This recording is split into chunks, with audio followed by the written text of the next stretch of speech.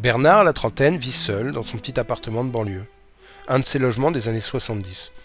Pas très lumineux mais propre, puis plutôt tranquille, il est bien orienté côté parking. C'est calme. Ce qu'il regrette, surtout, c'est de ne pas avoir de balcon. Lui, qui a la main verte, il aurait bien aimé y faire pousser des tomates au beau jour. Bon, il sait bien que sa situation est provisoire et que bientôt, tout va changer. Il aimerait changer d'appart, mais surtout, il aimerait rencontrer quelqu'un. Parce que c'est sûr, la solitude commence à devenir pesante. Alors pour tuer le temps, il passe des heures, il joue sur sa tablette à Candy Crush. Une façon d'oublier son quotidien monotone. D'oublier qu'il mange seul.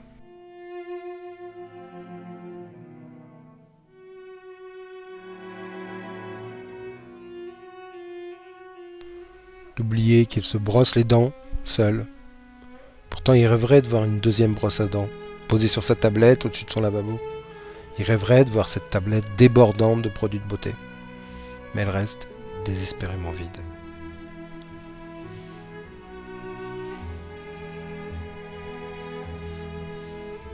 Mais le moment qu'il redoute le plus, c'est certainement le soir, quand il se couche dans son lit froid.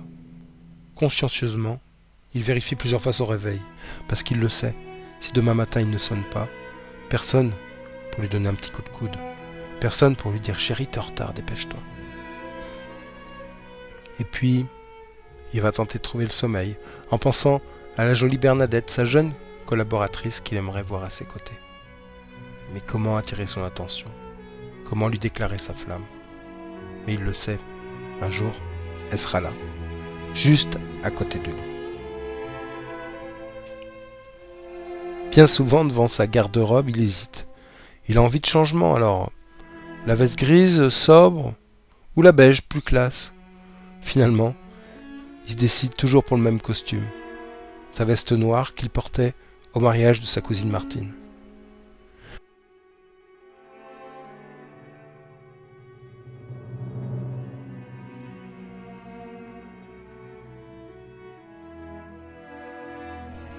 Et puis il est déjà en retard, alors il fonce au bureau.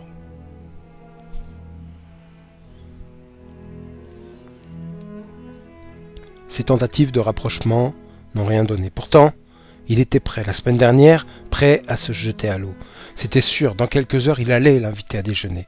D'ailleurs, il ne pouvait plus reculer, il avait réservé une table au buffet de la gare. Alors d'un pas décidé, il est entré dans le bureau de sa collègue, qui s'affairait autour d'un dossier urgent. Il s'est arrêté net, face à elle, comme figé. C'est une scène qu'il avait imaginée 100 fois. Pourtant, aucun son n'est sorti de sa bouche, rien. Les secondes lui sont parues interminables. Pour réagir et pour pas perdre la face, bien que rouge écarlate, il a fait mine de prendre un dossier et a tourné les talons sans décrocher un mot.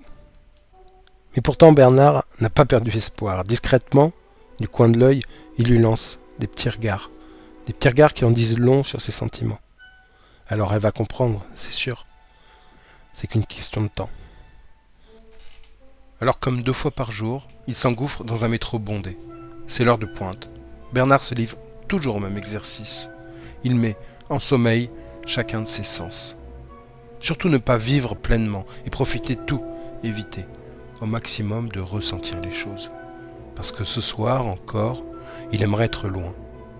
Loin de toute cette agitation qui l'étouffe, de tous ces gens pressés qui courent. Mais savent-ils au moins où ils vont ? Alors, pour ne plus rien entendre, il porte à ses oreilles un casque.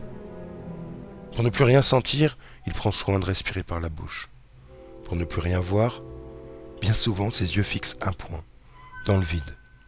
Pour ne plus rien toucher, il s'agrippe au plus haut de la barre, là où personne ne pose sa main. Bercé par les secousses et bousculé à chaque ralentissement, au bout de quelques arrêts, une place se libère enfin. Il se glisse habilement sur le strapontin, sur lequel un magazine semble avoir été oublié. Nerveusement, il feuillette les pages d'annonces sans y prêter attention. Pourtant, une annonce l'interpelle. Et puis une seconde. Il observe attentivement l'une, puis l'autre. Mais pas le temps de s'attarder, et déjà, c'est son arrêt. 45 minutes plus tard, de retour à la maison, le voilà enfin au calme. À sa fenêtre, il tente de se réchauffer devant une tasse de thé. La pluie, elle, a recommencé à tomber. Il repense à sa situation, à sa collègue, à son appartement.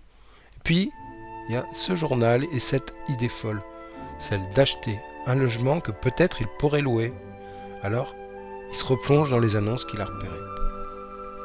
Idéal investisseur, logement T2 entièrement rénové dans résidence de standing.